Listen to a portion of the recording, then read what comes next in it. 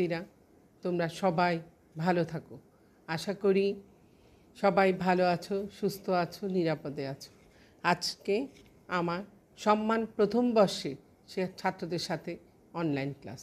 সম্মান প্রথম বর্ষের ছাত্রদের সাথে আজকে আমার আসলে সিলেবাসের একদম শেষ অংশ, শেষ চ্যাপ্টার।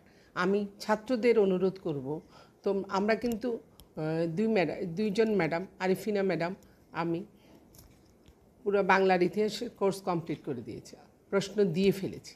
এখন তোমাদের পড়ার পালা। তোমরা যেটা না বুঝবে শুধু দেখে ভিডিওটা দেখে তখন বুঝতে পারবে। তা আমি ছাত্রদেরকে বলবো, এখানে বোঝার কিছু নেই, হিস্ট্রি বোঝার কিছু নেই। ইতিহাস হচ্ছে ধারাবাহিক একটা বিবরণ। আমি শুধু ইতিহাসের শিক্ষার্থী হিসাবে আমি বলবো যে ধারাবাহিক বিবরণটা ধারাবাহিকভাবে লিখতে পারলেই কিন্তু নাম্বার। তাহলে আমি বলবো যে অধিভুক্ত 7 কলেজের শিক্ষার্থীরা কিন্তু রেজাল্ট ভালো করতে পারে না, কারণ তারা বই পড়ে না। বইয়ের সাথে খাতার কোনো প্রশ্নের উত্তরের কোনো মিল থাকে না। অর্থাৎ বই না পড়ে কিন্তু আবল তাবল লেখা যাবে না, যেমন তেমন লিখলেই যে নাম্বার পাবো সেটা কোনো তো ঠিক না। তাহলে আজকে আমার একেবারেই শেষ চ্যাপ্টার, প্রাচীন বাংলার প্রশাসন ব্যবস্থা। এবং প্রাচীন বাংলার প্রশাসন ব্যবস্থা, সেদিন আমি প্রশাসন কী, প্রাচীন বাংলার গত ক্লাসে আমি বলেছিলাম যে প্রাচীন বাংলার প্রশাসন ব্যবস্থা কী ধরনের বা কীরকম। আজকে আমি আলোচনা করব প্রাচীন বাংলার আর্থসামাজিক অবস্থার বিবরণ, অর্থাৎ অর্থনৈতিক এবং সামাজিক অবস্থা কী ছিল সেটার বিবরণ। আমি ছাত্রদেরকে অবশ্যই বলবো যে প্রথম বর্ষের ছাত্রদেরকে আমি মার্চের পরে আমরা আসলে পাইনি, তেমন একটা পরিচিতি নাই। তারপরও বলবো যে তোমরা ভালো করো, শুরু থেকে যদি ভালো লেখাপড়া করো তাহলে তোমাদের মধ্যে একটা উদ্দীপনা, আগ্রহ জাগবে যে আমি পরের সেমিস্টারগুলো বা পরের ইয়ারগুলোতে যেন আমি ভালো করি, ফার্স্ট ক্লাস পেতে পারি, ভালো রেজাল্ট করতে পারি, ভালো ফলাফল জীবনে ভালো কিছু এনে দিবে। এটা আমি ছাত্রদেরকে অবশ্যই বলবো। যে আজকের যে আলোচনার বিষয়, তাহলে আমরা চলে যাই আলোচনায়। প্রাচীন বাংলার আর্থসামাজিক অবস্থার বিবরণ দাও, social and economic history during the ancient Bengal. অর্থাৎ প্রাচীন বাংলার আর্থসামাজিক অবস্থার বিবরণ। এটা কী ছিল? প্রাচীন যুগ বলতে আমরা কী বুঝি? সেই আদিকাল থেকে, সেই আদিকালের যে সময়টা, সেটা হচ্ছে প্রাচীন যুগ। প্রাচীনকালে বাংলার সমাজ জীবন কেমন ছিল সেটা আমরা আসলে সঠিকভাবে বলতে পারবো না, বা প্রাচীন বাংলার যে ইতিহাসটা কী ধরনের ছিল সেটা আমাদের পক্ষে বলা কঠিন। অতীতের জীবন সম্পর্কে কোনো চিত্র বা কোনো তথ্য আমাদের হাতে নেই। ওই ইতিহাস, আমি প্রায় ক্লাসে ইতিহাসের সংজ্ঞাটা বলে থাকি। ইতিহাস মূলত ঐতিহ্য। ইতিহাস ঐতিহ্য শব্দ থেকে এসেছে। ইতিহাস বলতে আমরা যেটা বুঝি অতীত ঘটনাবলীকে, আসলে তা না। অতীতে মানব জীবনে অতীত ঘটনার যে ধারাবাহিক বিবরণ, সেটাই হচ্ছে ইতিহাস। কিন্তু ইতিহাস লিখতে গেলে ঐতিহাসিক হতে হবে। প্রথমত ঐতিহাসিককে কী করতে হবে? ইতিহাস চিন্তায় অভিজ্ঞ হতে হবে, দার্শনিক হতে হবে, তারপরেই ইতিহাস লিখতে পারবে। ঐতিহাসিকটা কিন্তু সরাসরি ইতিহাস লিখতে পারে না। আগে তাদেরকে কী করতে হয়? উৎস সংগ্রহ করতে হয়, তথ্য সংগ্রহ করতে হয়, এবং তথ্যের সাথে ঘটনার সত্যতা যাচাই করতে হয়, পর্যবেক্ষণ করতে হয়, বিশ্লেষণ করতে হয়, তারপরে একটা তথ্য দাঁড় করাতে পারে। তাহলে আমরা দেখি যে ঐতিহাসিকরা উৎস ছাড়া ইতিহাস লিখতে পারে না। তাহলে ইতিহাস আমি মন গড়াভাবে লিখলেই কিন্তু ইতিহাস হবে না। যে ইতিহাস লিখতে গেলে আমাদেরকে কী করতে হবে? ঐতিহাসিক হতে হবে। ঐতিহাসিকরা সাধারণত ইতিহাস লিখতে গেলে উৎসের উপর বা তথ্যের উপর নির্ভর করে। আচ্ছা, তারপরে চলে যাই যে ইতিহাস লিখতে গেলে তাহলে ঐতিহাসিকের উপর নির্ভর করে, উৎসের উপর। তাহলে আমরা সেই প্রাচীনকালে ইতিহাস সম্পর্কে জানতে গেলে আমাদের তেমন কোনো উৎস ছিলই না। মানে প্রাচীন বাংলা সম্পর্কে জানার আমরা তেমন কোনো উৎস খুঁজে পাইনি। আমাদের যে বইগুলোতে মোটামুটি প্রাচীন বাংলার শাসন ব্যবস্থা সম্পর্কে যা লেখা ছিল, আমি সেটা সম্পর্কে একটু তোমাদেরকে ধারণা দিলাম। আসলে ওই সময় ইতিহাস জানার তেমন কোনো উৎস আমরা হাতে পাইনি। পাণ্ডুরাজ্যের ডিবি যেটা থেকে আমরা দেখলাম যে নরসিংদী জেলার বেলাব থানায় সম্প্রতি আবিষ্কৃত বটেশ্বর নামক স্থানে যে প্রাচীন নিদর্শন পাওয়া গেছে, তা থেকে প্রাচীন বাংলার সামাজিক জীবন সম্পর্কে অনুমান করা যায়। এটা কি? পাণ্ডুরাজ্যের ডিবি, যেটা নরসিংদী জেলার বেলাব থানায় যে আবিষ্কৃত বটেশ্বর নামক জায়গায় যে প্রাচীন নিদর্শন পাওয়া গেছে, সেখান থেকে প্রাচীন বাংলার সামাজিক জীবন সম্পর্কে অনুমান করা যায়। প্রাচীন পাথরের যুগে বাংলার জনগণ গ্রামে বাস করে এবং তারা কৃষিভিত্তিক সমাজ গড়ে তোলে। বাংলার আদি জনগোষ্ঠী অস্ট্রিক নামে পরিচিত। ওই সময় আমরা কি দেখি? মাতৃতান্ত্রিক সমাজ ছিল এবং সমাজে জাতিভেদ প্রথা ছিল না। পাল আমলের সমাজ ব্যবস্থা কেমন ছিল? প্রাচীন সাহিত্য এবং পাহাড়পুর, মহাস্থানগড়, ময়নামতি, পোড়ামাটির ফলক থেকে পাল আমলের সমাজ জীবন সম্পর্কে জানা যায়। তাহলে আমরা বলতে পারি যে প্রাচীন যুগ সম্পর্কে আমাদের হাতে তেমন কোনো উৎস ছিল না, যেটা সম্পর্কে আমরা জানতে পারি। প্রাচীন সাহিত্য, পাহাড়পুর, মহাস্থানগড়, ময়নামতির পোড়ামাটির ফলক থেকে পাল আমলের সমাজ জীবন সম্পর্কে জানা যায়। পাল আমলে সমাজে জাতিভেদ প্রথা ছিল। সমাজে ব্রাহ্মণ, বৈদ্য, কায়স্থ, শূদ্র এই 4টা শ্রেণী ছিল। তাহলে পাল যুগে নারীদের স্বাধীনতা ছিল না বললেই আমরা তখন আসলে নারীদের কি স্বাধীনতা ছিল? তখন নারীদের স্বাধীনতা ছিল না, সমাজে অবরোধ প্রথা বাড়াবাড়ি ছিল। তাহলে আমরা দেখি প্রাচীন যুগে বিভিন্ন বংশের শাসনামলে পাল বংশ কিন্তু দীর্ঘস্থায়ী 400 বছর রাজত্ব করে। তারপর আমরা বলবো যে গ্রামের মানুষের প্রধান জীবিকা ছিল কৃষি। শিল্পীরাও গ্রামে বাস করে। বাঁশ ও বেতের শিল্প, মৃৎশিল্প, কার্পাস, অন্যান্য বস্ত্রশিল্প, লৌহশিল্প ইত্যাদি কেন্দ্র গ্রামে। গ্রামের অনেকে ব্যবসা বাণিজ্য করে জীবিকা নির্বাহ করে। অনেক গ্রামে কিন্তু পুরুষের বহু বিবাহ প্রচলন ছিল। সমাজে নারীরা ছিলেন স্বল্পভাষী এবং স্বামীর প্রতি এরা শ্রদ্ধাশীল।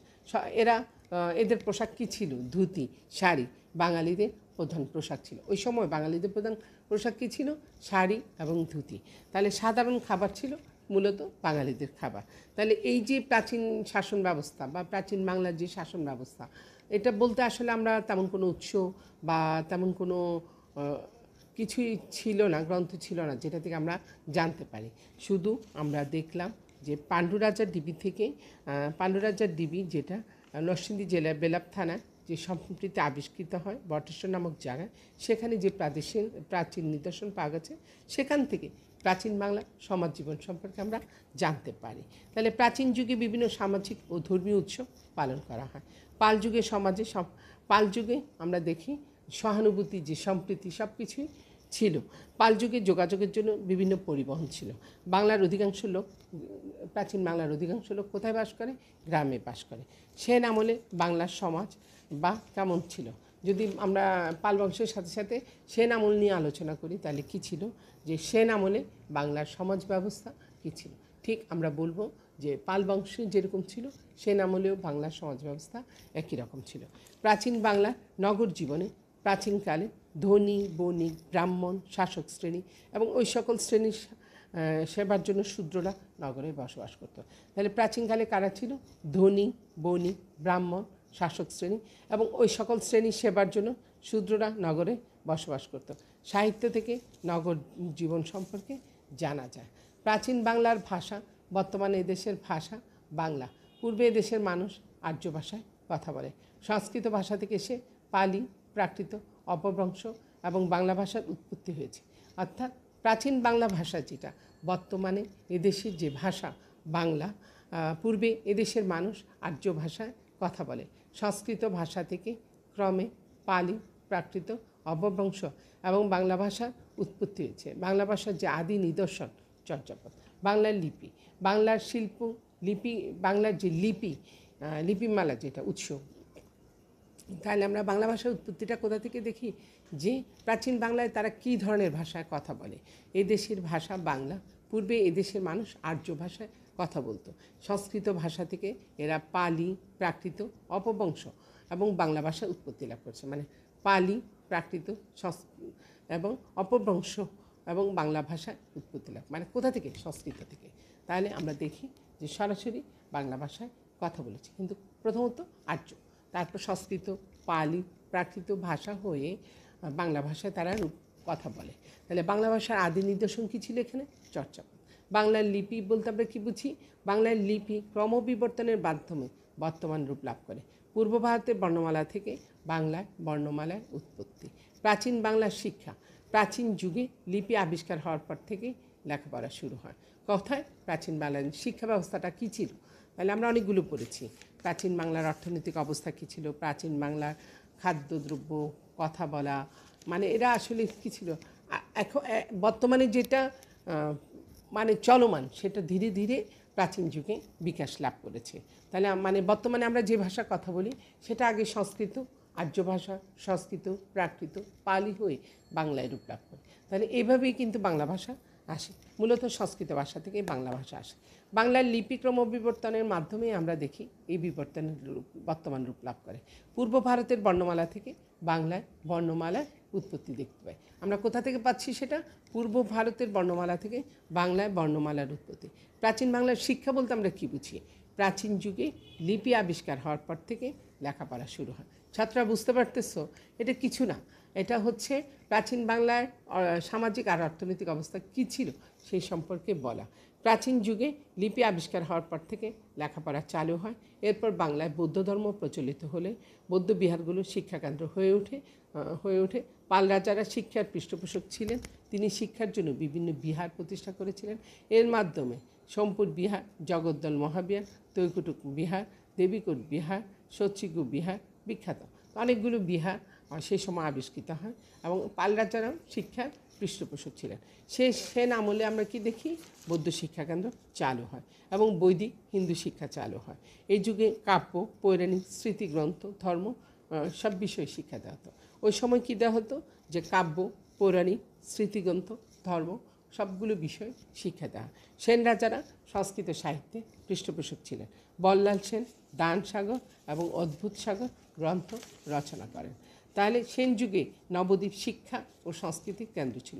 কিন্তু সেন আমলে ধনী ও উচ্চবর্ণের সন্তান ছাড়া কেউ শিক্ষা লাভ করতে পারে না।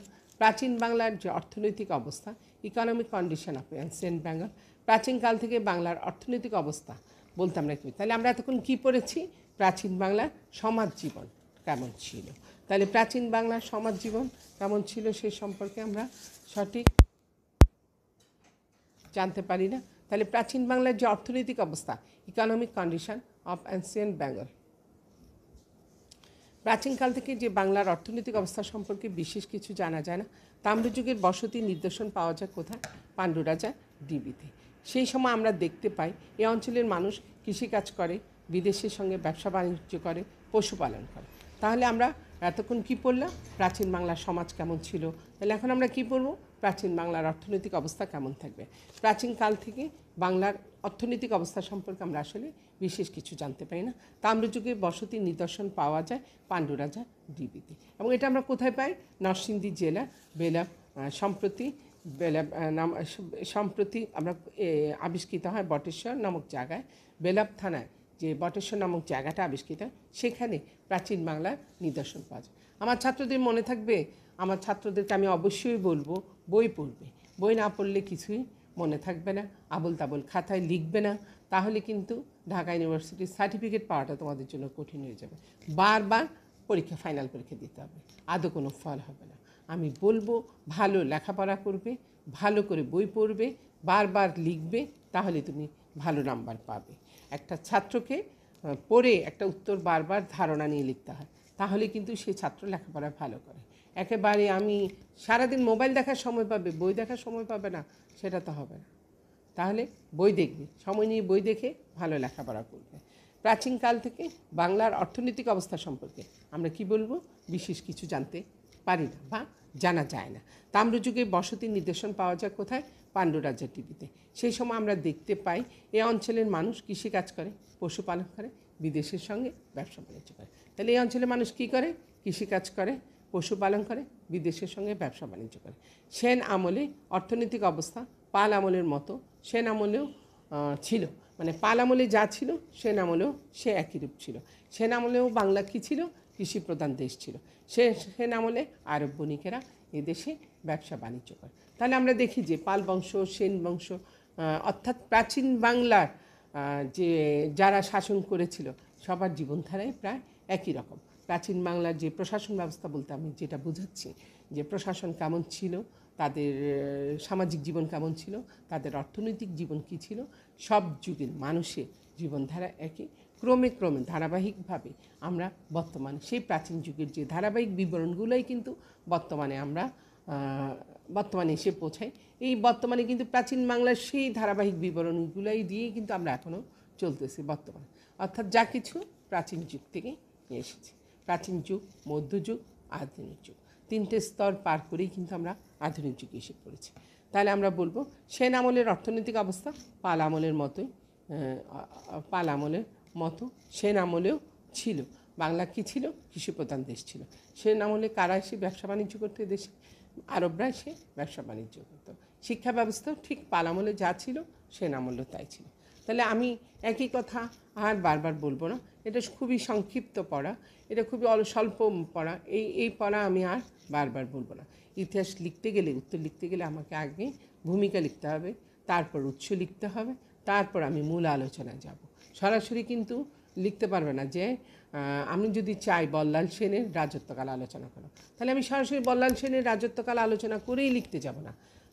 সেন বংশ কীভাবে ক্ষমতায় আসলো, সেন বংশের বল্লাল সেন কীভাবে ক্ষমতায় আসলো, বল্লাল সেন সম্পর্কে আমরা কোথা থেকে জানতে পারি, সেগুলো লিখার পরে বল্লাল সেনের সময়কাল কত থেকে কত কাল ছিলেন রাজত্বকাল, তারপরে আমরা চলে যাব যে আলোচনার যে ধারাবাহিকতা, যে রাজত্বকাল নিয়ে আলোচনা, বল্লাল সেন কে ছিলেন, কী করলেন, ক্ষমতা কীভাবে ছিল, এইভাবেই উত্তর লিখতে হবে। তারপর আমাদের, যেহেতু আমরা ইতিহাসের ছাত্র বা ইতিহাসের শিক্ষক, তাইলে আমাদেরকে সমালোচনা লাস্টে পরিশেষে বলার আগে আমাদেরকে সাম্রাজ্যের শাসকের গুণও যেরকম থাকে তার দোষও থাকে, তাহলে আমাদেরকে সমালোচনা করতে হবে।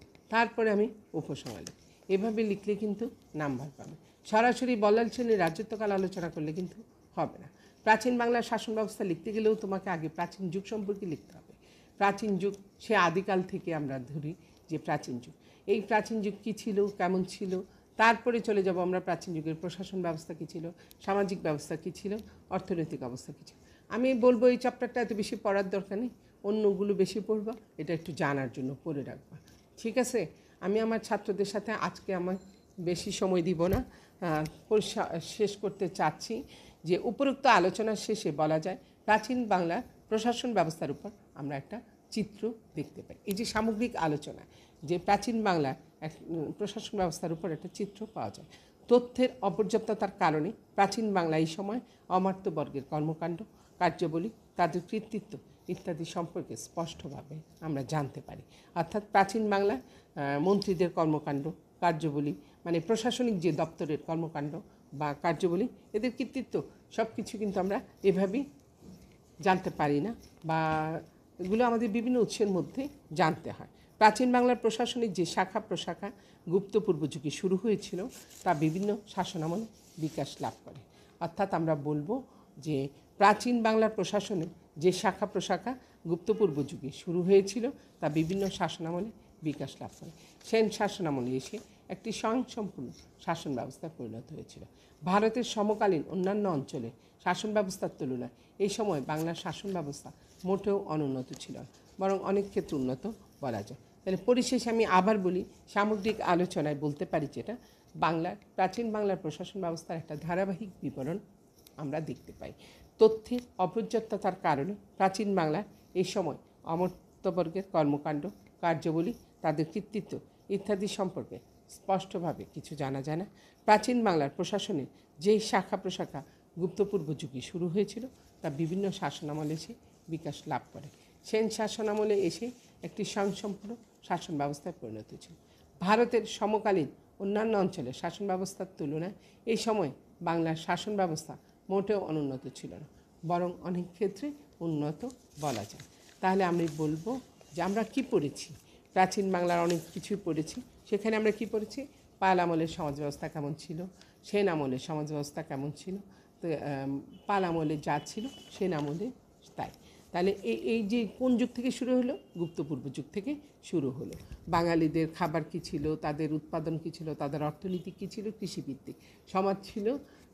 সমাজ যে নিয়মকানুন পূর্বেও যা ছিল বর্তমানে কিন্তু তাই আছে। তাহলে আমরা বলবো প্রাচীনকালে নগর জীবন, ধনী বণিক ব্রাহ্মণ শাসক শ্রেণী এবং সকল শ্রেণীর সেবার জন্য শূদ্ররা নগরে বাস করত, এবং সাহিত্য থেকে নগরীর জীবন সম্পর্কে জানা যায়।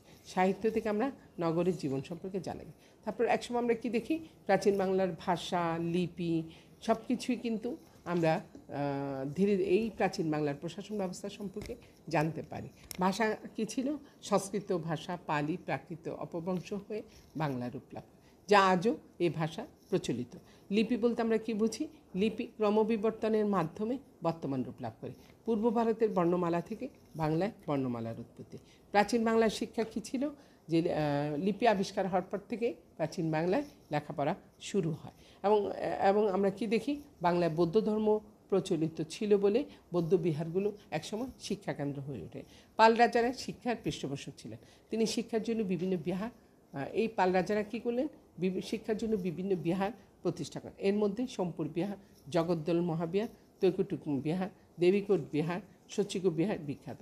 সেন আমলে আমরা কি দেখি, বৌদ্ধ শিক্ষা বিলুপ্ত হয় এবং বৈদিক হিন্দু শিক্ষা চালু হয়। সেন আমলে কী হয়, যে বৌদ্ধ শিক্ষা বিলুপ্ত হয় বা হারিয়ে যায়, বৈদিক হিন্দু শিক্ষা চালু হয়। এই যুগে কাব্য, পৌরাণিক, স্মৃতিগ্রন্থ, ধর্ম প্রভৃতি শিক্ষা দেওয়া হয়। সেন রাজারা সংস্কৃত সাহিত্যের পৃষ্ঠপোষক ছিলেন।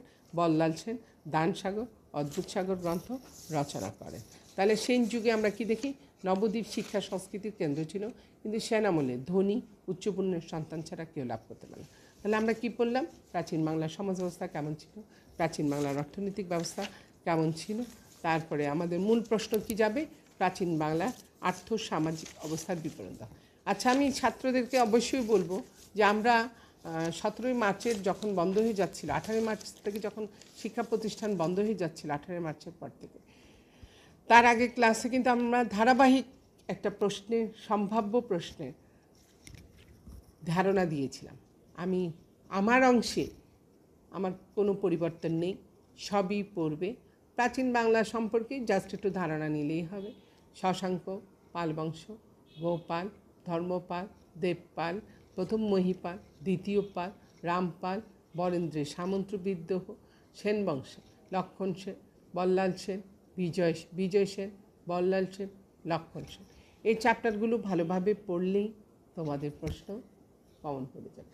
আমি ছাত্রদেরকে বলবো, শিক্ষা প্রতিষ্ঠান কবে খুলবে বা আমরা কবে সরাসরি পাঠদান করতে পারবো সেটা আমরা জানি না, কিন্তু আমি বলবো যে আমরা অনলাইনে অনেক কষ্ট করে ক্লাস দিই। আমি এর ফলাফল অবশ্যই দেখব, ছাত্ররা কতটুকু ভালো করে। এই সম্মান প্রথম বর্ষের ছাত্রদেরকে আমি অবশ্যই দেখব, এই যে অনলাইন ক্লাস আমরা যে এত কষ্ট করে দিচ্ছি তার ফলাফল কি দাঁড়ালো, ছাত্ররা কতটুকু গ্রহণ করলো, আমি ফলাফল বিবেচনায় সেটা অবশ্যই দেখব। তাহলে আমি ছাত্রদেরকে অবশ্যই বলবো যে এখন রেকর্ডকৃত সব ক্লাসই আছে, তোমরা শুধু পড়ে নিবে, বই পড়লেই সব পাবে। বই বিভিন্ন সম্মান প্রথম বর্ষে বা সম্মান লেখাপড়ায় ছাত্ররা বিভিন্ন বই, বিভিন্ন লেখকের বই পড়তে হবে। শুধু একটা বইয়ের উপর নির্ভর করে আমরা উত্তর লিখতে পারবো না। অনেকগুলো বই পড়ে একটা ধারাবাহিক বিবরণ রেডি করে তারপরে ইতিহাস লিখতে হয়। ইতিহাসের ছাত্রদেরকে বলবো, ইতিহাস কী, ইতিহাস কোথা থেকে এসেছে, ইতিহাসের মূল অর্থ কী, একজন ছাত্রকে সেটা অবশ্যই জানতে হবে। ইতিহাস বলতে আমরা আসলে কী বুঝি? ইতিহাস হচ্ছে ঐতিহ্য, অর্থাৎ ঐতিহ্যের যে ধারণা সেটা হচ্ছে ইতিহাস। মানব জীবনে অতীত ঘটনা বলে ধারাবাহিক বিবরণকে আমরা ইতিহাস বলি। ইতিহাস বলতে আরেকটা জিনিস বোঝায়, রেজিস্টার, মানুষের অতীত কর্ম, অর্থাৎ actions of human being that have been done in the past, অর্থাৎ অতীতের যে কর্মকাণ্ড সেই ধারাবাহিক বিবরণটাই হচ্ছে ইতিহাস। আজকের মতো আমি আমার ছাত্রদের সাথে, সম্মান প্রথম বর্ষের ছাত্রদের সাথে আলোচনা শেষে বলি, অনেক ধন্যবাদ। তোমরা যদি মনোযোগ দিয়ে আমার ক্লাসগুলো শোনো বা সব শিক্ষকের ক্লাসগুলো মনোযোগ দিয়ে শোনো, এতে তোমাদের উপকার হবে। ছাত্ররা আশা করি ভালো থাকবে। কিন্তু আমি তোমাদের ফলাফল অবশ্যই দেখব যে আমরা এত কষ্ট করে অনলাইন ক্লাস করলাম, তার ফলাফল কী দাঁড়ায়, ছাত্ররা কতটুকু গ্রহণ করলো এবং কতটুকু খাতায় লিখলো, তারা কী ফলাফল করলো। আমি সেই রেজাল্টের অপেক্ষায় থাকব। যখনই পরীক্ষা হবে তখনই তোমাদের আমি রেজাল্ট চেক করব। তোমরা ভালো করবে, সুস্থ থাকবে, নিরাপদে থাকবে, এই আশায় আজকের মতো ক্লাস শেষ করছি।